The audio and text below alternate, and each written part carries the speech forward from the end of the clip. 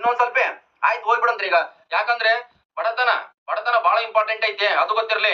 ನಮ್ದು ಯಾನ ಮನೆ ಇತ್ತು ಬಡತನ, ಹೌದಿಲ್ಲ?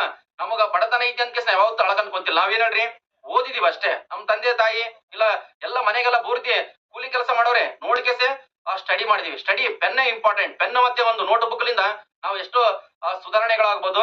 ಅದು ಗೊತ್ತಿಲ್ಲ. ನಿಮ್ಗೆ ನಿದ್ದೆ ಬರ್ತದ, ನಿಮ್ಗೆ ನಿದ್ದೆ ಬರಕತ್ತದಂತ ನನಗ್ ಗೊತ್ತೈತಿ. ಅದಕ್ಕೆ ನಿಮಗ ಪಾಠ ಆದಷ್ಟು ಬೇಗ ಮುಗಿಸಮಂತ. ಬೇಕಾದ್ರೆ ಓದ್ಕೇಸ್ ಏನ್ ಮಾಡ್ತೀರಿ ಮಾಡಿ, ನಿಮ್ ಇಷ್ಟ. ಹೌದಲ್ಲ? ಕರೆಕ್ಟ್ ಆಗಿ ನೀವು ಓದ್ಕೋಬೇಕಂತ ಹೇಳಕತ್ತೀನಿ ನಾನು. ಪಾಪ ಇಲ್ಲಿ ಓಲಾ ಕ್ಯಾಬ್ ನಡ್ಸೋರು ಭೇಟಿ ಆತಾರ, ಪೆಟ್ರೋಲ್ ಬಂಕ್ ನ ಕೆಲಸ ಮಾಡೋರು ಭೇಟಿ ಆತಾರ, ಮಾಲ್ನಾಗ ಕೆಲಸ ಮಾಡೋರು ಭೇಟಿ ಆತಾರ, ಹೌದಲ್ಲ? ಅವೆಲ್ಲ ಫೋನ್ ಮಾಡ್ತಿರ್ತಾರ.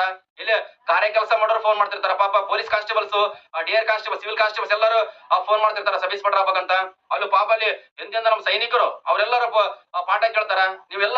ನೀವು ಆರಾಮ ಕುಂತಿಗೆ ರಾಯಲ್ ಜೀವನ ಮಾಡಿದ್ರೆ ಕೆಲಸ ಆಗೋದಿಲ್ಲ. ಈ ಕರೆಕ್ಟ್ ಆಗಿ ಏನ್ ಮಾಡ್ಕೋಬೇಕಲ್ರಿ, ಓದ್ಬೇಕ. ನೋಟು ಮುದ್ರಣಾ ಸಂಸ್ಥೆ, ನೋಟು ಮುದ್ರಣಾ ಸಂಸ್ಥೆ ಕೊಟ್ರಾಗಿನ ಮೈಸೂರು ಅಂತ ಹಾಕ್ರಿ. ಎಷ್ಟು ಡಿಜಿಟಲ್ ಬೋರ್ಡ್ ಬರ್ತದ, ಫುಲ್ ಹೈಫೈ.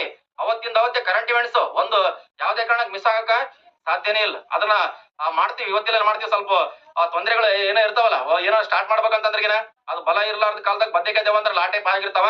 ಅದೆಲ್ಲ ಒಂದೊಂದ್ಸಲ ನಡೀತಿರ್ತಾವ. ಮತ್ತೆ ಅವ್ರ ಬಗೆಹರಿಸಿ ಕೇಸ್ ಮಾಡ್ತೀವಿ ಅಂತ ನೋಡ್ರಿ. ಆ ಮೈಸೂರು